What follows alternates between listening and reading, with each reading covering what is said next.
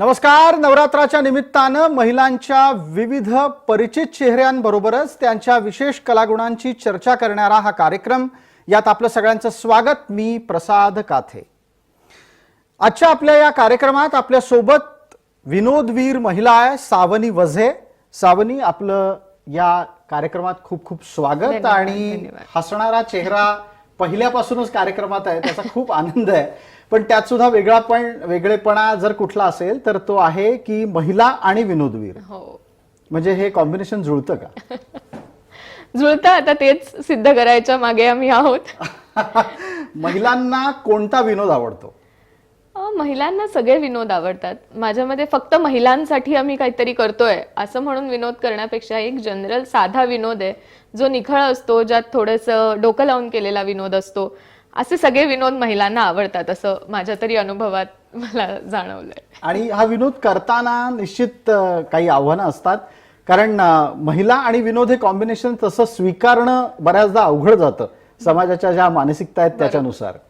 बरेचदा असं होतं, काही राजकीय विनोद असतात किंवा काही अगदी करंट अफेअर्सवर विनोद असतात किंवा काही थोडेसे सेन्सिटिव्ह विषयांवरचे विनोद असतात. तर अशा विनोदांच्या वेळेला असं होतं की पटकन असं होतं की अरे नक्की हिला तेच बोलायचंय का? नाही नाही नाही नाही, असं नसेल, काहीतरी वेगळं असेल. त्यामुळे तो बेनिफिट ऑफ डाऊट कदाचित पटकन दिला जात नाही, जितका माझ्या कंटेम्पररीजना जे पुरुष स्टँडअप कॉमिक्स आहेत त्यांना मिळतात. त्यामुळे कदाचित हा एक थोडासा भाग असतो त्यातला. आपण लेडी स्टँडअप कॉमेडियन जर बघायला गेलो तर त्याची केवढी लांब परंपरा असेल. आपल्याकडे बऱ्याचदा पुरुषांच्याकडून अशा प्रकारे विनोद होताना आपण पाहिलेत. मोठी नावं त्याच्यामध्ये चर्चेत येतात. आत्ताच्या घडीला रील आणि रिअलच्या दुनियेमध्ये महिला स्टँडअप कॉमेडियन्स दिसू लागलेल्या आहेत. ते साधारण कधीपासून हे सुरू झालंय? स्टँडअप कॉमेडी आत्ता बघायला गेलं तर जी भारतात आली ती एक साधारण 7 ते 8 वर्षापूर्वी आपण आत्ता जी म्हणतोय स्टँडअप कॉमेडी परसे. पण मला वाटतं त्याच्या आधीही वेगवेगळ्या पद्धतीने बायका कॉमेडी हे एक्सप्लोअर करत होत्या. मग त्यांनी कुकबुक्स लिहिली असतील, त्यात त्यांनी वेगळ्या प्रकारचं एक छोटीशी त्यांच्या खुमासदार शैलीत लिहिलं असेल. प्रवास वर्णनं आपल्याकडे इतक्या बायका लिहिलेल्या आहेत. कविता लिहिणाऱ्या खूप मोठ्या कवयित्री आहेत, त्या सुद्धा आपापल्या पद्धतीने विनोदी शैली त्यांची थोडीशी कुठे कुठे दाखवत होत्या. त्यामुळे असं मला वाटतं की विनोद आणि बायका यांचं नातं खूप आधीपासून होतं, पण इतक्या एक्सप्लिसिट पद्धतीने आता ते आपल्याला बघायला मिळते. रादर ते आता आपण नोटीस करतोय. आधी आपण एक छान काव्य, एक छान लेख, एक छान काय म्हणतात प्रवास वर्णन, असं त्याकडे बघायचो. विनोद या अंगाने कदाचित आता आपण हळूहळू बघायला लागलेलो. चर्चेला फार गंभीर करण्यात काही मतलब नाही. आम्हाला निश्चित एक आवडलेला विनोद ऐकायला आवडेल, कारण हा विनोद तुमच्याकडून यासाठी ऐकायचा आहे कारण तुमची सादरीकरणाची एक शैली आहे. हो, आणि सादरीकरणाच्या शैलीतून तो विनोद ऐकायला अधिक आवडला असतं. मी नेहमी विनोद करते तेव्हा मी असं म्हणते की मी ज्या भागात वाढले ते दक्षिण मुंबई, तर त्या दक्षिण मुंबईमध्ये लोक बोलण्याची एक पद्धत असते, एक वेगळी पद्धत असते, जे मराठी सुद्धा इंग्लिशमध्ये बोलतात. जी. त्यामुळे त्या बोलण्याच्या पद्धतीमध्ये मी कुठेतरी बोलायला जाते की हाय, माझं नाव सावनी आहे आणि मी अशा पद्धतीने बोलते. याचं कारण असं बोलल्याशिवाय लोक मला सिरियसली घेत नाहीत. त्यांना विश्वासच बसत नाही की मी दक्षिण मुंबईमध्ये वाढलेली आहे. मी नॉर्मल मराठी बोलते, पण असं बोलल्यावर लोकांना वाटतं की मी दक्षिण मुंबईमधली आहे. मला हे ऐकताना तर असं वाटलं की आम्ही आमच्याकडच्या काही महिला अँकर्सशीच मराठी बोलतोय का काय. बहुतेक मराठी चॅनल मधल्या मराठी अँकर पण ऑफ एअर अशाच पद्धतीने बोलत असतात, हे आम्हाला ऐकून माहिती आहे. पण हा विनोदाचा एक भाग झाला. साधारणपणे विनोद तयार करावा लागतो?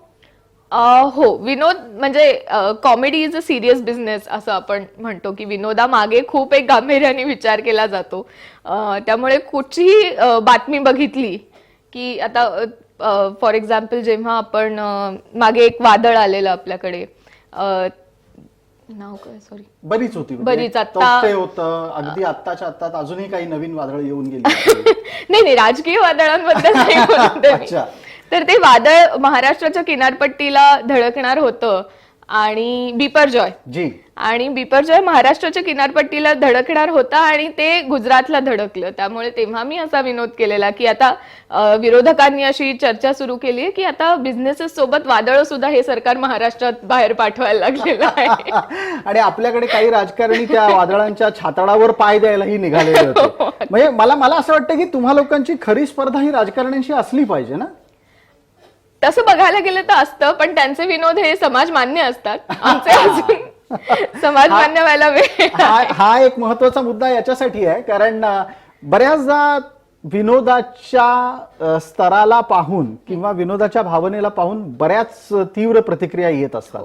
एखादा अनुभव असा की आपण हा विनोद केला आणि विनोद केल्यानंतर अरे बापरे ही रिॲक्शन येणं अपेक्षितच नव्हतं. हो, माझा एक युट्यूबवर पण व्हिडिओ गाजतोय ज्यात मी मराठी शाळांबद्दल बोलली आणि मी स्वतः मराठी शाळेची आहे. मला नितांत अभिमान आहे माझ्या शाळेबद्दल आणि त्या शाळेबद्दल मी बोललेले की कसं मराठी शाळांमध्ये आपण नेहमीच आपण तो कोळी डान्स करतो, वर्षानुवर्ष आपण तोच डान्स करतो आणि अशा पद्धतीने बोललेले. तर ह्यात कुठेही भावना दुखवायचा काहीही हेतू नव्हता, पण तरीही मला ट्रोल करण्यात आलं की कसं तुम्ही मराठी शाळांचा अवमान करताय, कसे तुम्ही तुमच्यामुळे मराठी शाळांमध्ये मुलं जात नाहीयेत. तर आता माझ्या घरातले सगळे आम्ही मराठी शाळेमध्ये शिकलेलो आहोत.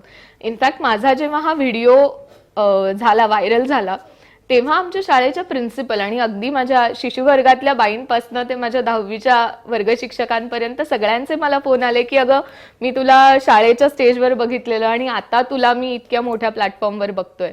त्यामुळे त्याच व्हिडिओतला एक जो किस्सा आहे की दोज 3 लेटर वर्ड म्हणजे कॉन्व्हेंट मधला 3 लेटर वर्ड वेगळा असतो मुलींना अपेक्षित असलेला आणि मराठी शाळेमध्ये कानावर पडणारा फारच वेगळा असतो. तो एकदा सादर करता आला जर प्रसंग तर फारच मजा येईल. तर माझे गोल्स साऊथ मुंबईचे असल्यामुळे माझे गोल्स आधीपासून खूप हाय होते आणि त्यामुळे माझा प्रत्येक क्रश हा इंटरनॅशनल बोर्डमध्ये शिकलेला आहे.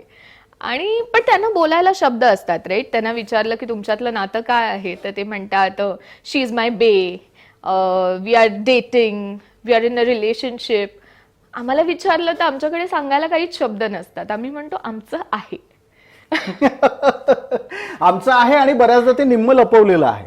आमचं आहे पण घरच्यांना विचारलं तर हा माझा मानलेला भाऊ आहे. आमच्याकडे त्याला दुसरा शब्द आहे, चुलत भाऊ म्हणतात. याच्यामध्ये त्याचे प्रपोज करण्याचं प्रकरण तुम्ही सांगता ते फार इंटरेस्टिंग आहे. कारण प्रपोज करणं हे म्हणणं पण आता हे खूप आत्ताच्या पिढीला आलेलं आहे. आमच्या काळामध्ये प्रो टाकायचे किंवा त्यांनी तिला विचारलं असं. तर त्यामुळे मी घेऊन तो असा त्या अनुषंगाने विनोद लिहिलेला की असं प्रपोज करणं किंवा एका गुडघ्यावर बसून आय लव्ह यू हे 3 मॅजिकल शब्द म्हणणं वगैरे असं नव्हतं. आमच्या दृष्टीने 3 मॅजिकल वर्ड्स आर मंदिर वही बनाएंगे. ही तर फार मोठी सोशल कॉमेंटही आहे त्याच्या पलीकडे जाऊन. गमतीत असं म्हणतात की अरे ती तुझ्याकडे बघतीये. केवळ या 3 शब्दांनीच अनेकांची करिअर बर्बाद झालेली असतात. पिढ्यानपिढ्या वर्षानुवर्ष अनेक जण त्याच इयत्तेत राहतात कारण कोणीतरी त्यांना सांगत असतं की अरे ती तुझ्याकडे बघतीये म्हणून. या गमती जमतींच्या पलीकडे विनोद सादर करण्याच्या कलेच्या बाबतीत जेव्हा आपण पाहतो तर आता हे जे सगळं स्टँडअप कॉमेडियनचं जग आहे याच्यात खूप धाडसानं अनेक गोष्टींबद्दल बोललं जात आहे. महिला त्यांच्या अवयवांबद्दल बोलतात, त्यांच्या लॉन्जरीज बद्दल बोलतात, त्यांच्या रिलेशनशिप्स बद्दल बोलतात. हे इतकं सगळं धाडस कुठून येत आहे? धाडस नव्हतं असं नाहीये, धाडस आधीपासून होतं.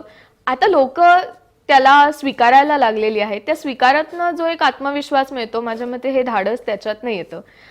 2 महिला असताना किंवा आपल्या आई बरोबर, आजी बरोबर किंवा काकू वगैरे सगळ्या बसल्या आहेत किंवा आपल्या चाळीतल्या महिला बसल्या आहेत तेव्हा या प्रकारचे विनोद केले जातात आणि इनफॅक्ट त्या महिलांकडनं पण केले जातात. म्हणजे हे असं काही आता तरुण पिढीच्या मुली बोलतायत असं काही नाहीये. हे विनोद आधीपासून होत आहेत. पण हे पब्लिकली आपल्याबद्दल काहीतरी विनोद करणं किंवा आपल्याबद्दल ऐकायला लोकांना इंटरेस्ट असेल हे आता हळूहळू ऑडियन्स जसा वाढतोय तसं वाढत चाललेलं आहे. बऱ्याचदा आपल्याला आपल्या घरातून आधीच्या 2 पिढ्यांमध्ये आजी काही काही विनोद सांगायची हो आणि आता जर समजा तेच विनोद आताच्या सुनबाईच्या कानावर पडले तर ती ई असं करते एकदम, कारण ती बहुतेकदा कॉन्व्हेंट मध्ये शिकलेली असते आणि आजीबाई ह्या अस्सल गावरान मातीत अगदी, वाढलेल्या अगदी, असतात. अगदी. एखादे असे महिलांचे विनोद आहेत का की जे काल परवाच्या पिढीतून तुमच्यापर्यंत चालत आलेत, जे तुम्ही सादरही करता? नाही, सादर मी म्हटलं तसं मी नाही करत, कारण अगेन ती माझी भाषा नाहीये, मला ते हे नाही. पण माझी पणजी आजी टीव्ही बघताना तिचं चालू असायचं की अरे काय नीच आहे ही मुलगी वगैरे असे, म्हणजे ती एकदम बोलून जायची अशा, आणि तिचे जे बोलण्याची पद्धती होत्या त्या मी खूप ऑब्झर्व केल्यात. अजून तरी मी काही विनोदात त्या घेतल्या नाहीयेत, पण होपफुली लवकरच मी त्या घेऊ बिलकुल शकेन. बिलकुल. म्हणजे आमच्या घरी ज्या वेळेला एखाद्याला अगदी सहज काही मिळालं तर माझी आजी सहज बोलताना बोलून जायची की एखाद्याला हगता हगता ससं सापडलं. हे अशा प्रकारचे उल्लेख हे ज्या सहजतेनं पूर्वीच्या पिढ्यांमध्ये अगदी, व्हायचे ते अगदी. आता होत नाहीत. अगदी. आपण विनोदाला सुद्धा विनाकारण चाळणी लावतो. होतंय असं कदाचित खरंच, कारण उपलब्धता खूप जास्त आहे त्याची.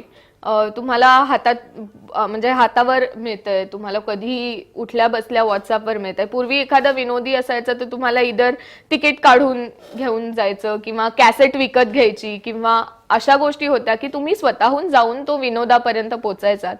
आता समाज माध्यमांमुळे असं झालंय की आता विनोद तुमच्या तोंडावर लवकर येतो आणि त्यामुळे मग ते ऑफेंड होण्याचं प्रमाण वगैरे असं वाढत चाललंय. बऱ्याचदा पण असं दिसतं की पुरुष जेव्हा स्टँडअप कॉमेडीला उभे राहतात तेव्हा ते का कमरेखाली घसरत असावेत? माझ्या मते आय थिंक हे अगदी सिंपल आहे की लोक हसतात त्यामुळे ते करतात.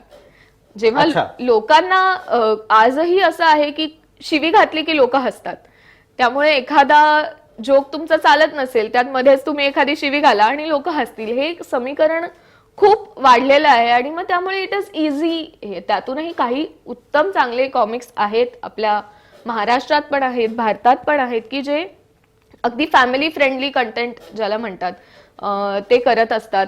त्यामुळे असं नाहीये की अगदीच नाही, पण इट्स इझी. म्हणजे पटकन लाफ मिळवायचा असेल तर पटकन काहीतरी एक शिवी घाला की अरे मग लोक हसतात, वा वा हा हा असं. पण अशा अशा अशा प्रकारच्या स्टँडअप कॉमेडीला थोडीशी कुठेतरी दरबंद असले पाहिजेत. कारण आता आपण जर पाहिलं बऱ्याच चॅनलवर हसण्याच्या नावाखाली जे काही सादर केलं जातं त्याच्यात कळतंय की हा विनोद नाहीये. बळजबरी लोक हसतायत, त्यांचे लाफ्टर टाकले गेलेले आहेत. किंवा खास करून जो हिंदीतला एक लोकप्रिय शो आहे ज्याच्यात हसलं जातं असं म्हणतात, त्यात तर अत्यंत थिल्लरपणा असतो. असं का? विनोद ह्या खूप सब्जेक्टिव्ह गोष्ट आहे. म्हणजे अगेन परत मी खूप सिरियस करत जी. असेल तर मला सांगा. पण विनोद ही खूप सब्जेक्टिव्ह गोष्ट आहे. आपण शहरी मेंटॅलिटी मधनं येतो किंवा आपल्याला एक अनुभव असतो. आपण पुलं वाचत, मिरासदार वाचत, बिलकुल. हे वाचत वाचत मोठे झालेलो असतो, वपू वाचत असतो. त्यामुळे आपल्याला एक पार्श्वभूमी असते विनोदाची. पण बाकीच्या लोकांना कदाचित ती नसते. त्यामुळे त्यांना पटकन क्विक लाफ्स किंवा क्विक हे किंवा कोट्या किंवा एखाद्याला इन्सल्ट करणं किंवा क्रॉस ड्रेसिंग असतं, त्याच्यात लोकांना मजा येते आणि मग त्याच्यातनं विनोद त्यांना ते श्रेष्ठ वाटतात. त्यामुळे तो सब्जेक्टिव्ह गोष्ट आहे. या दरम्यान एखादा असा विनोद जो हिंदीत आवडला आणि तो मराठीत तुम्ही सादर केला, असं काही आहे? असं नाही होत, कारण आम्ही स्वतःचे विनोद स्वतः लिहितो. बिलकुल. त्यामुळे फार कमी वेळा असं होतं की हिंदीत विचार पण केला नाही जात, मराठीत आधी विचार केला जातो कारण मराठी मुलगी आहे. त्यामुळे मराठीतच विचार होतो आणि मग कदाचित तो विनोद हिंदीमध्ये जमतोय का असं बघितलं जातं. मग आम्हाला मराठी काही विनोद ऐकायला आवडतील. नक्कीच. तर मी मध्यंतरी एक कार्यक्रम केलेला ज्याच्यात मी ह्याच्याबद्दल बोललेले की बायकांना वेळ लागतो. जी. आणि ही एक पुरुषांची फार तक्रार असते की बायकांना वेळ लागतो आणि बायकांना मुद्द्यावर येता येत नाही किंवा बायकांना फार वेळ लागतो. तर त्याच्यावर मी असा एक विनोदाचं हे केलेलं की आम्हाला वेळ लागतो आणि त्याचा आम्हाला काही फरक पण पडत नाही, कारण आजकाल तसंही घड्याळाला कोण सिरियसली घेत आहे नाही का. घड्याळही स्मार्ट झालंय. घड्याळही आता स्मार्ट झाले. सिरियसली होत नाही म्हणून ते लूप मधून चांगलं झालंय. बिलकुल.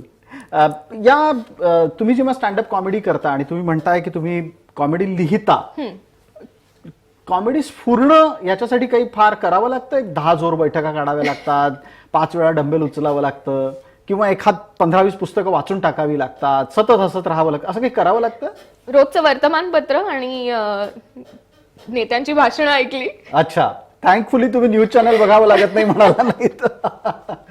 पण तुमच्या लेखी आपण थोडंसं याच्यावरही बोलायला हवं. तुमच्या लेखी आवडणारा विनोद करणारा कोण आहे, म्हणजे तुमच्या क्षेत्रातला आवडता विनोदवीर कोण आहे? मला स्वतःला म्हणजे अर्थात ज्यांनी माझं मेंटॉरिंग केलं ते तृप्ती खामकर आहे, मंदार भिडे आहे, सारंग साठे आहे, ज्यांनी ह्या लोकांनी अक्षरशः माझं मेंटॉरिंग केलं. म्हणजे कसं स्टेजवर उभं राहायचं, यापासून माईक कसा धरायचा, काय बोलायचं काय नाही बोलायचं, हे सगळं त्यांनी मला शिकवलं. त्यामुळे ते अर्थातच अगदी जवळचे आहेत. पण सुमुखी सुरेश म्हणून आहे विनोदवीर. मला राजू श्रीवास्तव पण खूप आवडतो. बिलकुल. आपल्या मराठीमध्ये पण भाऊ कदम आहेत, निलेश साबळे आहेत, त्यांचंही मला खूप आवडतं.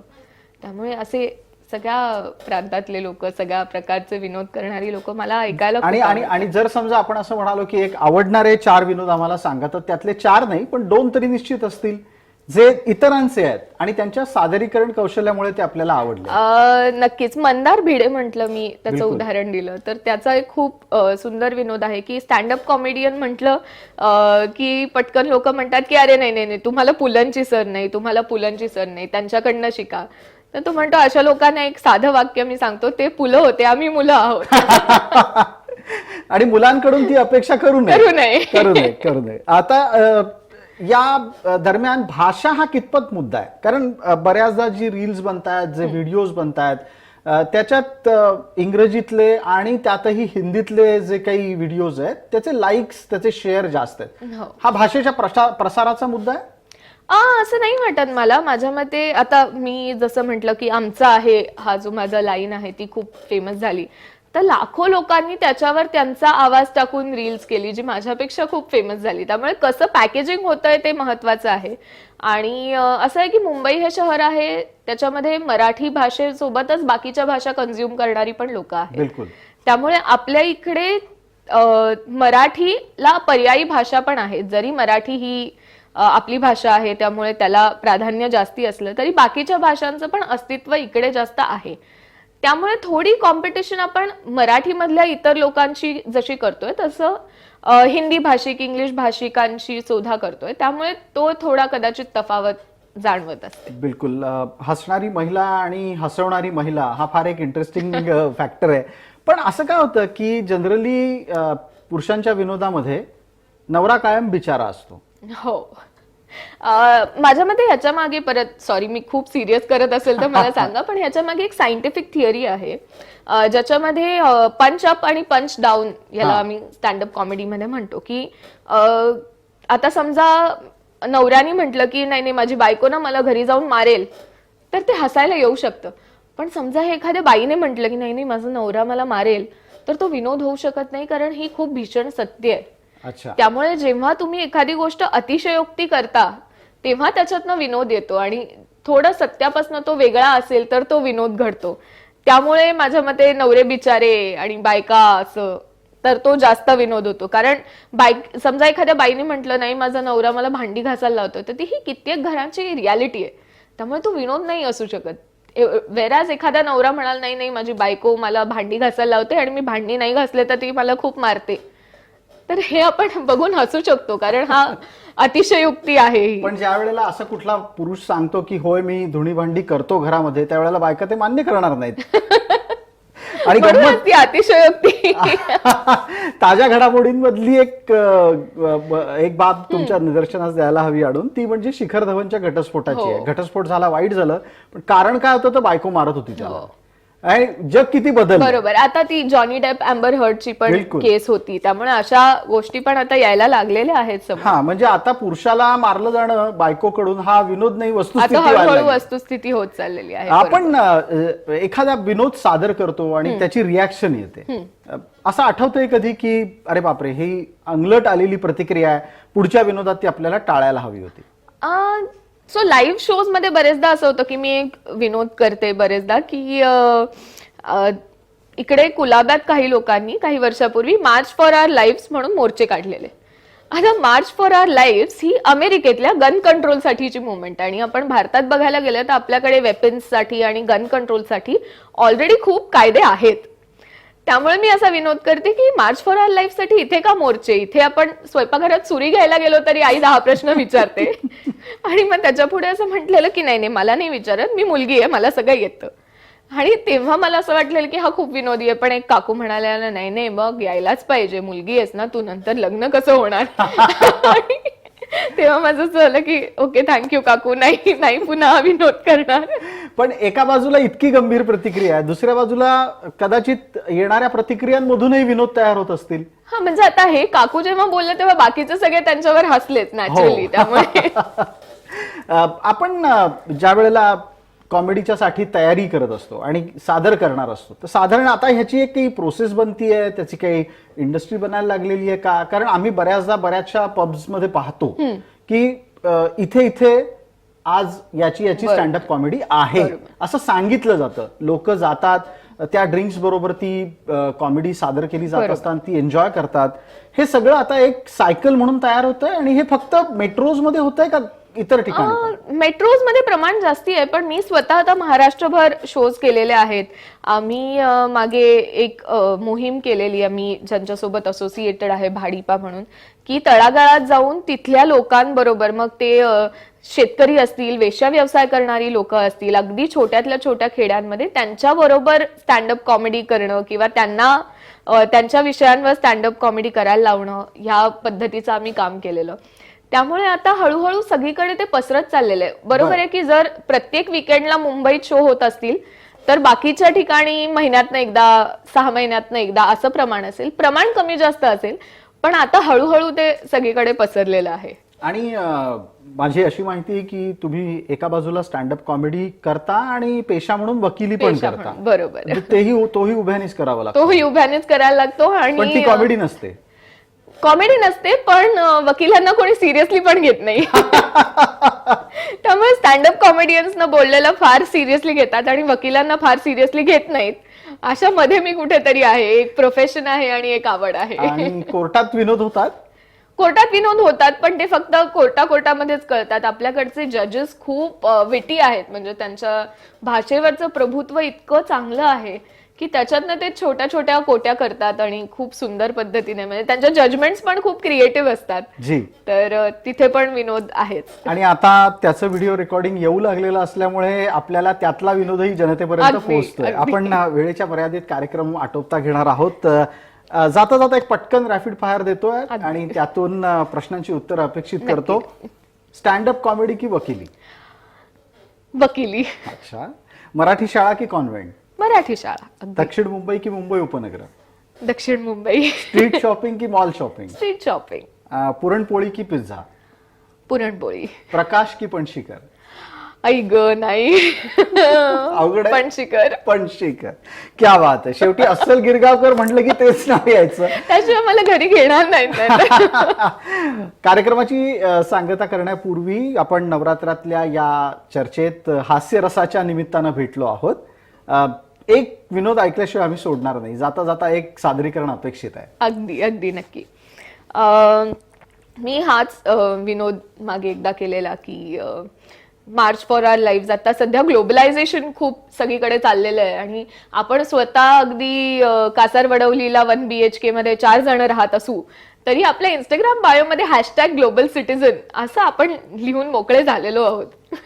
आणि त्यामुळे बरेचदा असं होतं की मागे माझ्या एका मित्रांनी स्टेटस टाकलेलं फेसबुकवर की mark safe from Californian wildfire. आता हा दादा ठाण्याच्या बाहेर कधी गेला नाहीये, पण ग्लोबलायझेशनमुळे त्याला सुद्धा असं काहीतरी लिहावंसं वाटलेलं आहे. बिलकुल बिलकुल. खूप खूप धन्यवाद. या स्टुडिओत तुम्ही आलात, जय महाराष्ट्राच्या प्रेक्षकांच्या सोबत आमच्यासाठी सुद्धा हसण्याचे काही क्षण तयार केलेत. धन्यवाद आणि तुमच्या पुढच्या वाटचालीसाठी शुभ. या कार्यक्रमामध्ये तुर्तास इतकंच. आपण पाहत रहा फक्त जय महाराष्ट्र.